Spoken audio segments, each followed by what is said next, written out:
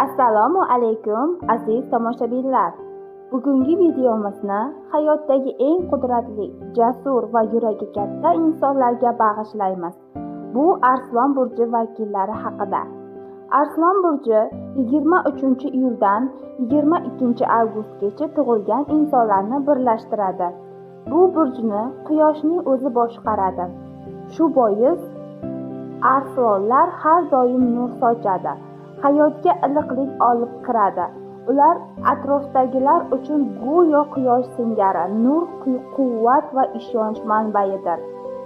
Arslon burji vakillari tabiatan lider. Ular boshqalarni boshqarishni emas, ularga ilhom berishni yaxshi ko'radi. Ular kuchli, jasur, o'ziga ishongan va orzulari yo'lida hech qachon taslim bo'lmaydi. Arslonlar doimo sahnada bo'lishni yoqtiradi. Ular san'at, ijod, rahbarlik yoki aktyorlik sohasida o'zini topadi. Chunki ularning har bir qadamida o'ziga xoslik, har bir so'zida kuch va harakat bor. Ammo bu burj vakillarining eng katta quroli bu yurak. Ular sevsa chin dildan sevadi. Do'stlariga, oilasiga, sevgilisiga sadoqat bilan yondashadi.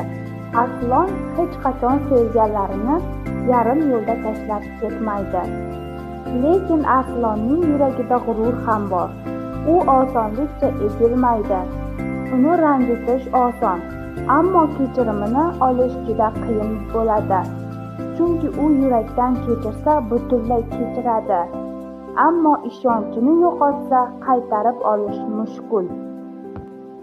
Ularning hayoti sahna, o'zlari esa aktyordir. Arslon burji vakillari tabiatda, odamlarda, hayotda go'zallikni ko'radi.